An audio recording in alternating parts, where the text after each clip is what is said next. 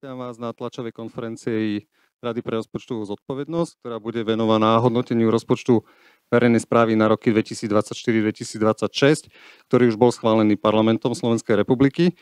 Dovoľte, aby som privítal členov rady, predsedu Jana Tóta. Pekný deň. A členov rady Juraja Kotiana a Martina Šustera. Nech sa páči, odovzdávam slovo predsedovi rady, aby uviedol prezentáciu. Ďakujem pekne. Prešli by sme si to už tradične vo forme prezentácie. Ďakujem, že ste prišli. Tradične už analyzujeme rozpočet s určitým časovým oneskorením kvôli tomu, že potrebujeme sa dostať detálne do tých dát, aby sme prišli s tým, že aký vlastne vývoj verejných financií na základe toho rozpočtu predpokladáme. Hneď na začiatku prezradím hlavný odkaz našej prezentácie a to je, že dospeli sme po analýze rozpočtu k tomu, že rozpočet zhoršuje dlhodobú udržateľnosť a teda nebol zostavený v súlade s výdavkovými limitmi, pretože tieto by tú dlhodobú udržateľnosť zlepšovali tempom 0,5 HDP ročne.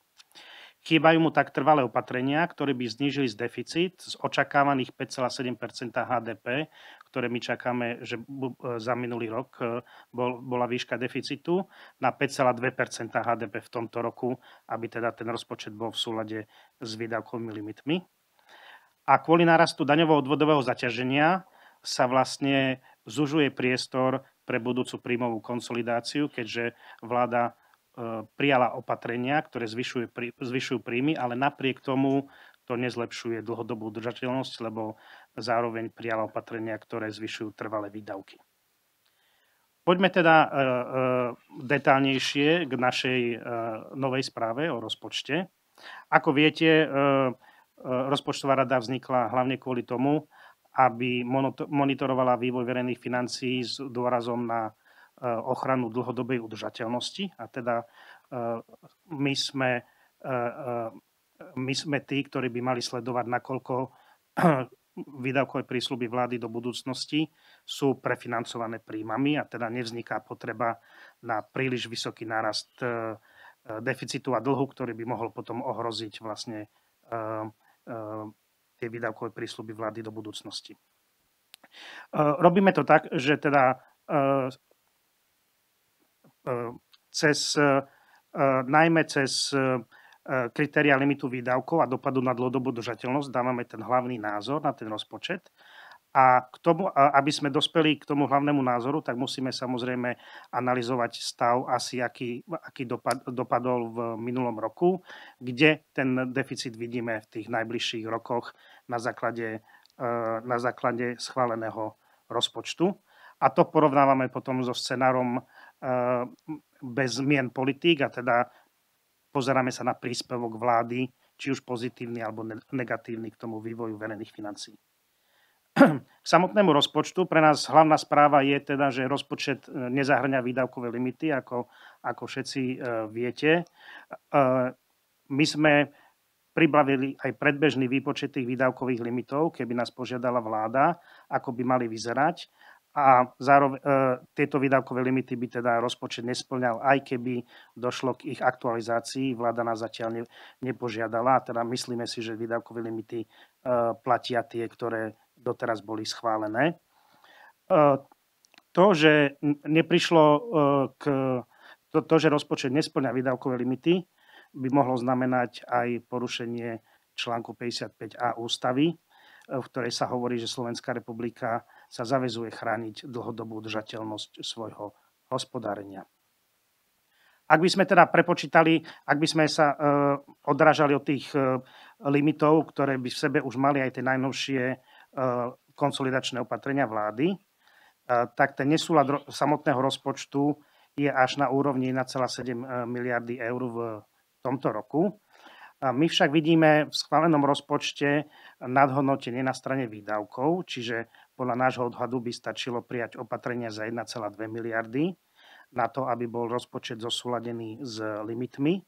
A zároveň veľká časť tejto medzery by bola odstranená tým, že buď by sa zrušilo to výdavkové nadhodnotenie, ktoré tam vidíme.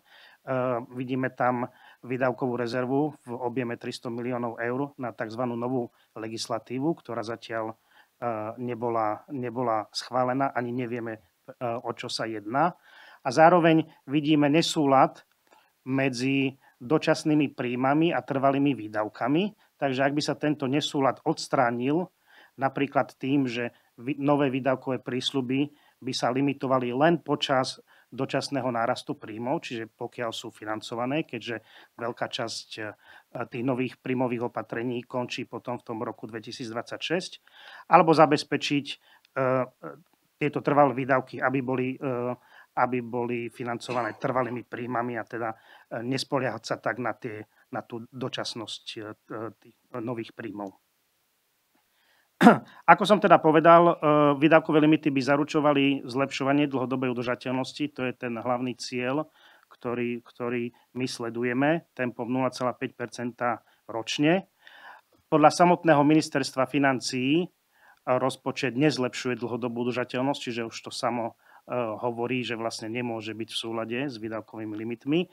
Podľa našich odhadov ju zhoršuje o 0,2 % HDP. Samotný príspevok vlády k zhoršovaniu je väčší na úrovni 0,5 % HDP, ale predpokladáme konsolidáciu na úrovni samospráv kvôli zložitejšej finančnej situácii v samosprávach a tým, že sú limitované fiškálnymi pravidlami. Tu vidíte vývoj, ktorý by nastal v modrých stĺpčekoch, keby rozpočet bol v súlade s výdavkovými limitmi, tá úroveň 5,2% deficitu v tomto roku. Náš odhad je, že bez dodatočných opatrení by ten rozpočet znamenal deficit na úrovni 6,1% v tomto roku, čo nie je ďaleko od toho, čo odhaduje vláda, ale je to výrazne rozdielne s tým, ako by ten deficit mal vyzerať podľa výdavkových limitov. Čiže tie modré stĺpčeky podľa výdavkových limitov by ten deficit z minulého roka, kde odhadujeme 5,7%, mal klesnúť k 5,2%. Naopak deficit bohužiaľ narastá v tomto roku z 5,7 na 6,1% podľa našich odhadov. Samozrejme, keby boli prijaté výdavkové limity, aj tá trajektória nárastu dlhu by bola výrazne menšia. Vplyv rozpočtu na verejné financie. Tu začíname s tým samotným odhadom, ako deficit podľa nás končí v minulom roku. Na jednej strane predpokladáme, že samotný deficit skončí nižšie, ako bol pôvodný aj rozpočet na minulý rok. Ale tá štruktúra toho deficitu sa postupne zhoršovala, keďže jeho trvalejšia časť deficitu bude väčšia ako to, čo bolo plánované v pôvodnom rozpočte. To je ten modrá časť toho stĺpčeka. Ten najväčší rozdiel s tým odhadom ministerstva financií, a to už bolo komunikované aj predtým, je zohľadnenie EU refundácií pre energopomoc, ktorá by mala podľa nás byť zohľadnená v plnej výške v minulom roku. A takisto predpokladáme nižšie čerpanie kapitálových výdavkov v rezorte obrany, že nastalo v minulom roku. Tu už vidíte tú samotnú štruktúru toho deficitu minuloročného, podľa tých vládnych období, ako končili. Čiže vidíte, že postupne sa zhoršoval z 3,8% na 4,1%, to je aktuálny odhad. Čiže samotná aj výška sa zvyšovala, napriek tomu, že je to nižšie, ako bol schválený rozpočet, tá štruktúra je horšia. Čo sa týka výhľadu pre tento rok a najbližšie roky, ako to uvádza rozpočet do roku 2026, tak na jednej strane ten odhad celkovej výšky deficitu pre tento a budúci rok máme podobný, ako má ministerstvo financií, čiže niečo nad 6% HDP. V tom roku 2026 už ten rozdiel je väčší, ale čo je dôležité je, že tie ciele vlády, ktoré sú v rozpočte, a to sme svedkami opakovane, pre tie ďalšie 2 roky, čiže nie pre ten najbližší rok, tento rok, ale pre roky 25 a 26, nie sú podporené opatreniami. To znamená, že je tam značný nesúlad medzi odhadom a cieľami vlády, ale to vláda priznáva v samotnom rozpočte, že chýbajú dodatočné opatrenia napríklad v tom budúcom roku na úrovni 1,2 HDP. Tu je tabuľka s detailnými číslami, ktorá vlastne hovorí to, čo sme vám teraz ukázali na grafe. Čo je možno dôležité, je povedať, že teda vláda komunikuje pokles deficitu o 0,5% HDP v tomto roku a prognózy nezávislých inštitúcií vrátane nás všetky hovoria o náraste deficitu v tomto roku voči minulého roku. My sme niekde v strede, vidíte tu odhad Národnej banky, ten nárast 0,8%, a komisie nárast o 0,2%. My hovoríme o náraste 0,4%, z tých teda 5,7% na 6,1%. A teda cielené zníženie deficitu, to 0,5% podľa nás nie je realistické. Čo to znamená? Znamená to, že keďže aj ďalšie fiškálne ciele, ktoré vláda uvádza pre rok 2025 a 2026, chýbajú v rozpočte opatrenia. To znamená, že dlh bude prudko narastať a vlastne na konci tohto obdobia budeme svedkami historicky najväčšieho odklonu od horného sankčného pásma dlhovej brzdy. Tu vidíte tie sankčné pásma od toho najnižšieho po najvyššie a vidíte prognózu vývoja dlhu, ak by vláda odteraz neprijala žiadne dodatočné opatrenia. To znamená, že rozpočet odsúva trvalú konsolidáciu za rok 2024, čiže v tomto najbližšom roku, kde ten rozpočet je najdetálnejší a kde väčšinou teda sa dá považovať aj na, že bol rozpočtovaný najpresnejšie. Tak v tomto najbližšom roku vidíme nárast deficitu, nie pokles. Myslíme si, že odsúvanie trvalej konsolidácie do ďalšieho obdobia nie je opodstatnené vzhľadom na to, v akom stave sú verejné financie a vzhľadom na to, že krízové obdobie sa končí, zapínajú sa pravidlá národné aj európske od tohto roku, čo je kvôli tomu, že rast HDP bude vyšší. Ministerstvo financií prognózuje tuším 2,8%, my prognózujeme 2,1%. Budeme mať silný rast reálnych miest, budeme mať dostupnosť prostriedku z plánu obnovy, čiže z pohľadu ekonomiky nie je potreba jej naďalej pomáhať stimulmi a naopak začína teda obdobie, kedy krízy skončili a kedy treba ozdravovať verejné financie. Ak by sa teda ozdravovali tempom, a ako o tom hovoria výdavkové limity, a my pokladáme toto tempo za minimálne tempo ozdravovania, keďže nám to bude potom relatívne dlhšie trvať, tak by tie deficity mali byť v tomto roku 5,2%, v budúcom roku 4,5% a v roku 2026 tesne pod 4%. Ministerstvo financií má v tom roku 2026 4%, ale samozrejme, ako som spomenul, nie sú tam v rozpočte uvedené konsolidačné opatrenia, ktoré by robili tento deficit realistický.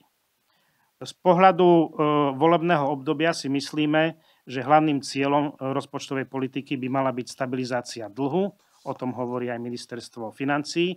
To znamená zníženie deficitov smerom k 3%, a takisto zlepšenie dlhodobej udržateľnosti z pásma vysokého rizika, kde sme v súčasnosti do pásma stredného rizika. Je to teda trošku paradoxné, ale na jednej strane vláda prijímala nové príjmové opatrenia, ktoré zvyšujú daňovo-odvodové zaťaženie a na druhej strane napriek tomu nedosahuje ozdravenie, zlepšovanie dlhodobej udržateľnosti verejných financií, čo sa aj priznáva v dokumentoch.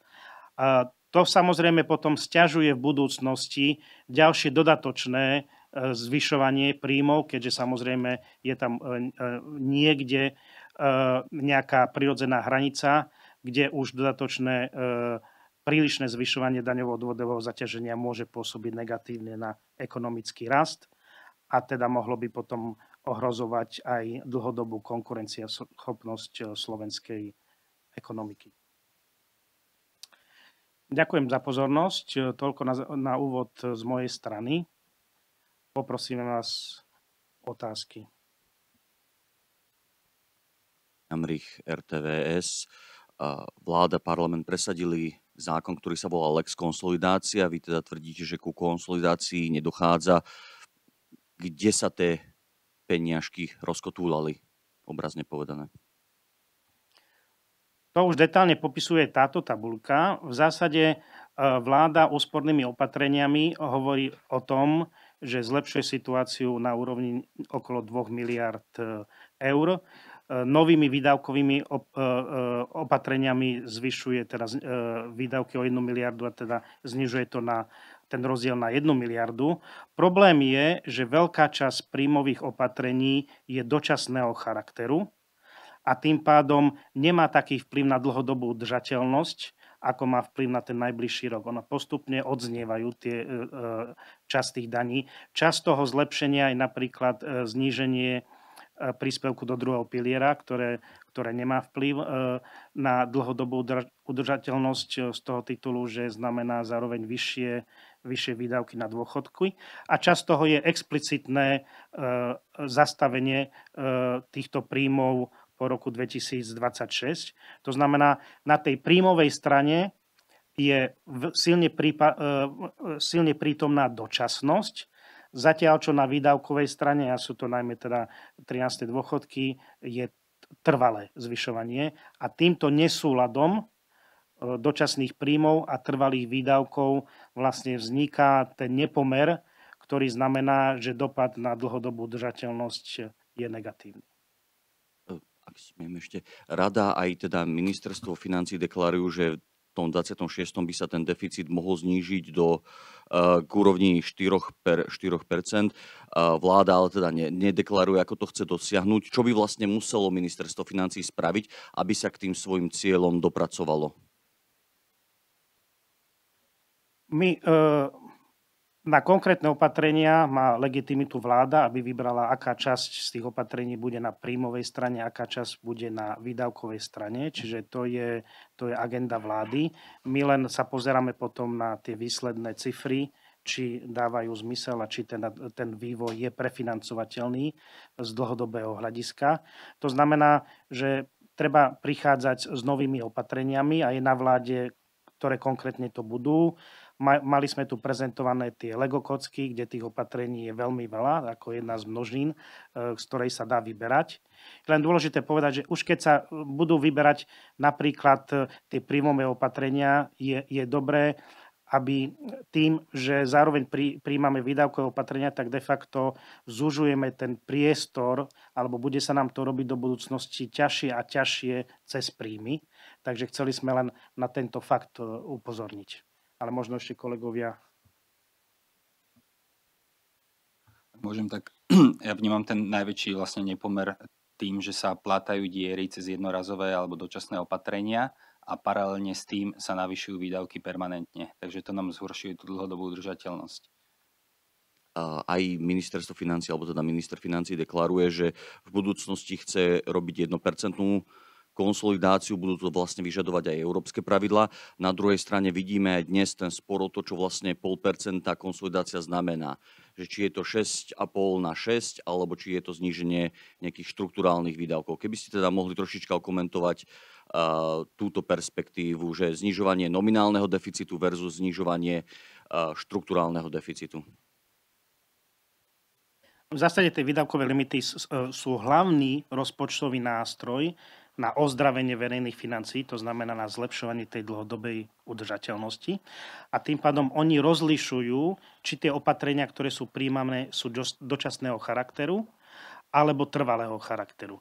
A v zásade, keby sme išli podľa výdavkových limitov, tak by sme mali zabezpečené zároveň to ozdravovanie tempom 0,5% HDP. Tým, že vláda nešla podľa výdavkových limitov, kde by ten deficit v tom našom svete, v našich odhadoch sa mal znižovať na 5,2% z tých 5,7%. On sa naopak zvyšuje na tých podľa nás 6,1%. Čiže tu je ten najväčší rozdiel viditeľný, že my by sme mali znižovať postupne ten deficit cez trvalé opatrenia a nie ho zvyšovať. Krízy už pominuli, už nie je dôvod umelo stimulovať ekonomiku. Môžem ešte dodať, že to zaúčtovanie energopomoci dosť nezaslúžene vyznieva, ako keby to bola hlavná časť, na ktorú sa máme sústrediť, a v skutočnosti nie je.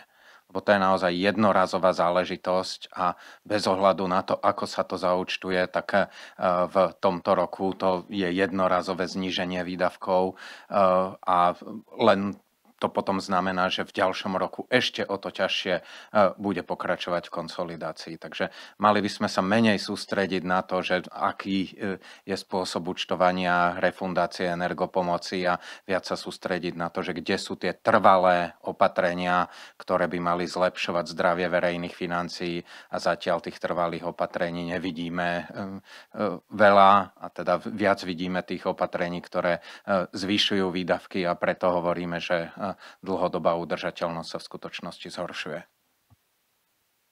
Tomáš Velecký, televízia Markíza. Hovorili ste o tom, že mnoho tých príjmových konsolidačných opatrení je skôr jednorazových alebo dočasných. Jedným z tých opatrení je aj bankový odvod, ktorý má výšku zhruba takmer 4%, 0,4% HDP. Vyšli informácie v denníku o tom, že tento bankový odvod nebol konzultovaný s Európskou centrálnou bankou, a v krajnom prípade by to mohlo znamenať, že štát nebude vedieť naplniť túto svoju príjmovú časť konsolidačných opatrení. Vnímate vy tento problém? Ďakujem. Znova, z nášho hľadiska ten bankový odvod sa má postupne znižovať až zaniknúť. Čiže znova sa jedná o typ opatrenia, ktoré nemá taký dopad na tú dlhodobú udržateľnosť. Čiže z tohto hľadiska nie je určujúce. Znova je to jedno z tých dočasných opatrení. Takže to nie je niečo, čo by pomohlo trvalo zlepšiť verejné financie, aj keby sa naplnilo. Ale v tomto roku by zrejme zhoršilo to hospodárenie štátu. Ak by sa nenaplnilo, tak samozrejme o to by bol deficit dočasne vyšší, ale tým, že to opatrenie postupne aj tak odznieva, tak z toho dlhodobého hľadiska to nemá taký dopad na tú dlhodobú udržateľnosť, ako by sa mohlo zdať. Aby to nevyznelo tak, že hovoríme, že vláda sa nemá snažiť o tie jednorazové príjmy, tak samozrejme, že aj o jednorazové príjmy by sa vláda mala snažiť, a možno ideálne by bolo, keby tie jednorazové príjmy korešpondovali s jednorazovými výdavkami, a v tomto roku si zoberme, že na energopomoc tie náklady budú 1,25 miliardy, takže pokiaľ to vie vláda pokryť jednorazovými príjmami v podobnom objeme, tak to by bolo len dobré. Zatiaľ to tak nie je, lebo tie mimoriadne dane na energetické podniky sú možno štvrtina toho, čo potrebujeme, takže keď sa to doplní aj nejakými jednorazovými daňami sektorovými, ktoré možno nie sú ideálne, ale predsa len je to nejaký jednorazový príjem, tak to pomáha vykryť tie dočasné výdavky a zároveň to pomáha znížiť dlh. Takže uvidíme to v dlhu, že ten dlh porastie pomalšie než inak. Takže je dobré využiť aj tie jednorazové príležitosti na strane príjmov, len nezabúdajme na to, že teda tie trvalé opatrenia sú stále dôležitejšie. Dobrý deň, prajem, Mašúra, televízia TA3. Ja by som sa chcel spýtať na tie výdavkové limity, keďže tie sú pri tomto probléme kľúčové, a hlavne na ten spor medzi rozpočtovou radou a ministerstvom financií. Predpokladám, že ste minulý týždeň videli tlačovú konferenciu ministra Kamenického, na ktorej hovoril, že teda tie výdavkové limity sú neaktuálne, treba ich prepočítať, nebude ich akceptovať, lebo má na vec iný názor. Takisto hovoril, že rozpočtová rada má príliš silné kompetencie, v iných krajinách takéto silné rozpočtové rady nie sú. Ako vy vnímate tieto jeho slova? Ďakujem. My sme si mohli vypočuť stanovisko ministerstva financií včera na finančnom výbore, kde som vnímal dva dôvody, ktoré ministerstvo financií spomínalo. Prvý bol, že tie výdavkové limity, ktoré boli predložené do parlamentu z našej strany v decembri a doteraz neboli prerokované ani schválené, nemali v sebe konsolidačný balíček. To by nebolo v súlade so zákonom, ak by tie výdavkové limity mali. Zákon presne stanovuje, aká je postupnosť pri tých výdavkových limitoch. A na to, aby výdavkové limity obsahovali v sebe tie konsolidačné opatrenia, treba schváliť najprv tie úvodné výdavkové limity, ktoré sú v parlamente, a potom má vláda požiadať o aktualizáciu. Toto presne popisuje zákon, čiže ak by sme dali do výpočtu už teraz tie konsolidačné opatrenia, tak by sme vlastne neboli v súlade s tým zákonom. A druhá vec, ktorú počujem od ministerstva financií, ale verbálne zatiaľ formálne nám to nedali vedieť, je, že myslia si, že v metodike niektoré veci by mali byť inak poňaté. Znova, my musíme postupovať presne podľa zákona a presne podľa schválenej metodiky. Myslíme si mimochodom, že tá metodika je dobrá, ale pokiaľ ministerstvo financií chce mať zmenu v tej metodike a nemala by byť teda účelová, len kvôli tomu, že teda ten deficit sa zvyšuje, namiesto toho znižuje, tak sa kľudne môžeme o tom rozprávať. Tá metodika bola podpísaná z obidvoch strán, aj zo strany ministerstva financií, aj zo strany RRZ, a je platná, ale kľudne môžeme ju aktualizovať, ak sa teda nebude jednať o nejaké účelové zmeny. Čiže z našej strany sme spravili maximum preto, aby výdavkové limity boli. Dali sme ich do parlamentu s vyše mesačným predstihom, ako nám predpisuje zákon. Sú v parlamente už takmer mesiac a zatiaľ sa s nimi nič nedialo. Teda včera boli prvýkrát prerokované na finančnom výbore. Všetky otázky, ktoré ministerstvo financií malo pri výpočte výdavkových limitov, sme zodpovedali. To, čo navrhuje ministerstvo financií, že by mali tie výdavkové limity obsahovať konsolidačné opatrenia, by nebolo súladné so zákonom. Richard Juriš, televízia Joj, by som skúsil tak ľudsky sa spýtal pre ľudí. Veľakrát ste už povedali, čo robíme zle, a načrtli aj možno vy, pán Šuster, čo by sa malo robiť dobre. Aby sa dali možno nejaké opatrenia, ale je takto ľudsky povedať, že čo by mohlo pomôcť, práve naopak. Ďakujem. Je mi ľúto, keď vám nepoviem konkrétne opatrenia, lebo to nie je našou úlohou a naozaj je to vláda, ktorá má ten demokratický mandát, aby vyberala opatrenia a nechala ich schváliť v parlamente. Našou úlohou je posúdiť vplyv na rozpočet z toho naozaj dlhodobého pohľadu a z pohľadu udržateľnosti.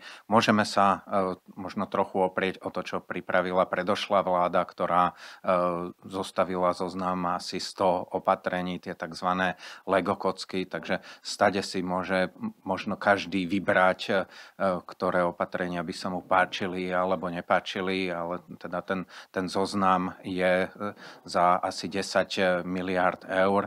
A my si myslíme, že teraz v najbližších rokoch v rozpočte chýbajú najprv za vyše 1 a potom za vyše 2 miliardy, takže každý si môže povyberať z tých legokociek za tú 1 či 2 miliardy opatrení.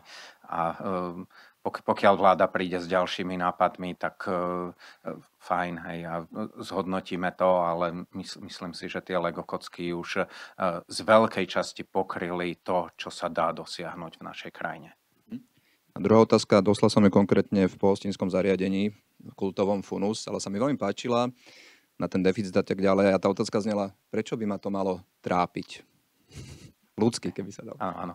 To je veľmi dobrá otázka a je to práve preto, že naše životy nekončia ani o rok, o dva, ani po ďalšom volebnom období, ale väčšina z nás tu bude ešte niekoľko desiatok rokov a práve napríklad ku koncu našich životov, tých 15-20 rokov na dôchodku, sa potrebujeme spoľahnúť na to, že štát bude po finančnej stránke stabilný, že bude dokázať vyplácať dôchodky, alebo keď máme deti, tak potrebujeme, aby ten štát dokázal financovať vzdelávanie a zdravotnú starostlivosť.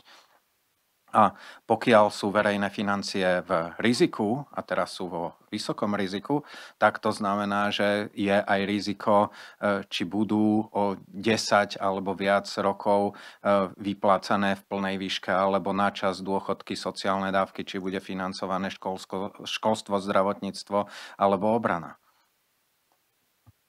Dobrý deň, Dan Horňák, Bloomberg. Ak sa môžem spýtať, ten vývoj a udržateľnosť verejných financií je jeden z faktorov, ktorý zaujíma aj medzinárodných investorov pri nákupe slovenských dlhopisov. Či by ste sa vedeli možno vyjadriť k tomu, že taký vývoj, ako ste načrtli, či by mal nejaké implikácie, nejaký vplyv na cenu dlhu? Vieme, že Slovensko, ak to zaokrúhlim, si plánuje požičať možno ešte 9 miliard v tomto roku. Vieme, ako dopadla tá januárová aukcia. Či vplyvom na úroky alebo spredy. Či tam môže byť nejaký vplyv, a ak áno, tak aký? Či sa to dá nejako približiť? Ďakujem pekne. Situácia na finančných trhoch je zatiaľ pomerne priaznivá, takže to je dobrá správa, že Slovensko sa dokáže financovať v pomerne vysokých objemoch, čo sme nedávno videli.